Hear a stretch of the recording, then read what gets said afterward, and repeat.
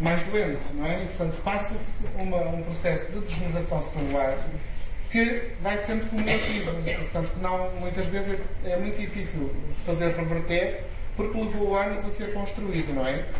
Finalmente, a última função é uma função reguladora. Se calhar um exemplo mais simples que eu lhes posso dizer é o exemplo das fibras, as fibras vegetais. Toda a gente sabe que são essenciais na alimentação e servem para quê? Para entrar e sair. Certo? Só servem para isso. O que é certo é que se elas não estão lá, nós vamos ter muitos problemas, certo?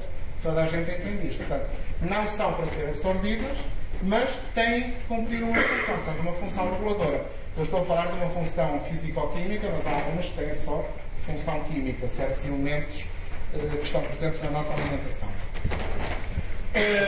Então, os grandes grupos que constituem a nossa alimentação, juntando com a água, são estes que estão aqui.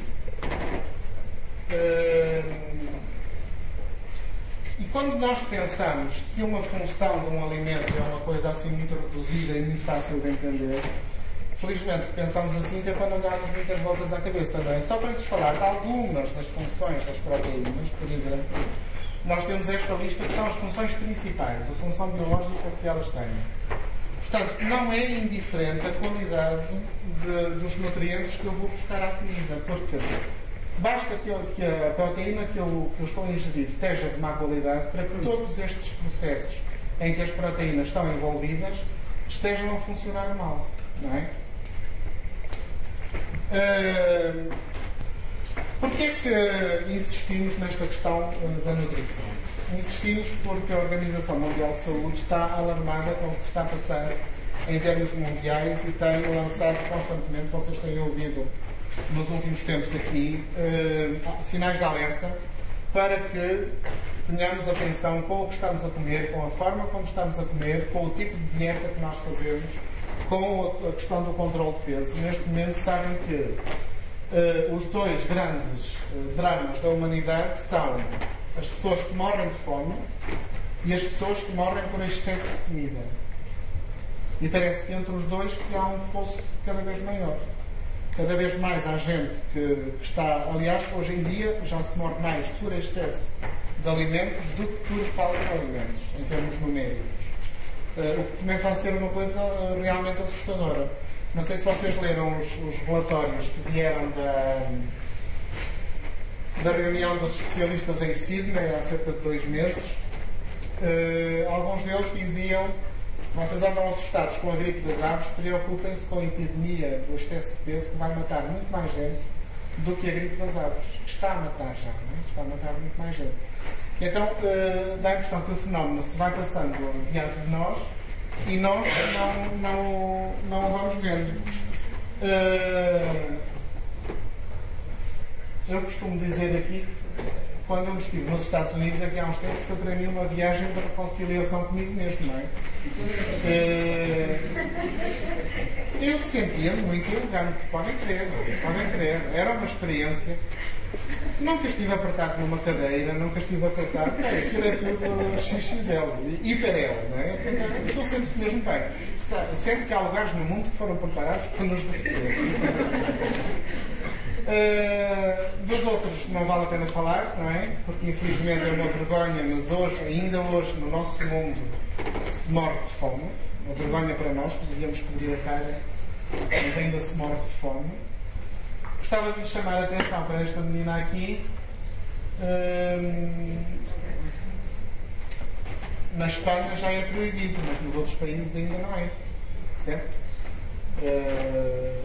Na Espanha tiveram que pôr uma legislação a impedir que as modelos de passarela, este de fotografia, que têm que ter o peso equilibrado, senão não podem fazer passagens de modelos. Mas a verdade é que as imagens com que as revistas nos bombardeiam, muitas vezes, estão neste momento a causar muita angústia junto das pessoas que têm dificuldade de controlar o peso. E vocês sabem que o número de pessoas com problemas relacionados com a alimentação, com a anorexia, com a bulimia, está a crescer de uma forma assustadora, não é?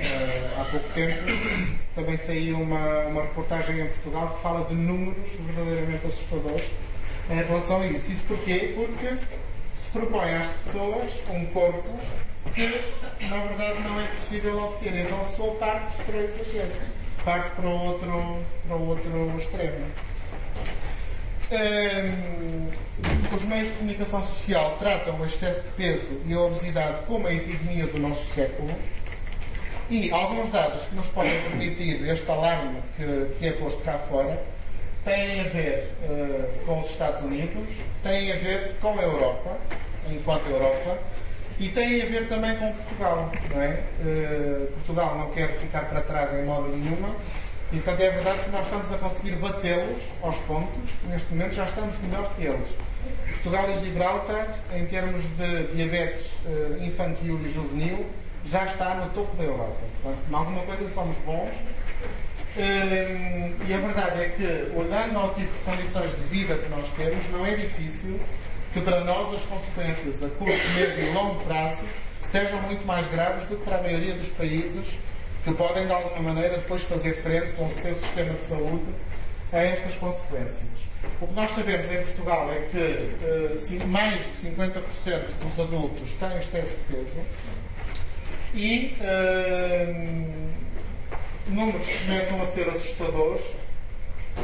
1 em cada 11 mortes já se deve a doenças relacionadas com a obesidade e, neste momento, os custos da obesidade em Portugal estão a mais de 10% dos orçamentos de saúde e prevê-se que no futuro vai ser pior.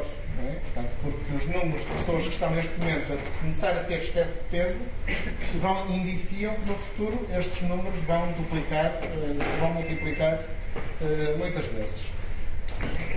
Sabem porquê o porco? Porque o porco e o homem e muitas mulheres também, são os únicos animais que conseguem ter gordura em tudo quanto é sítio no corpo.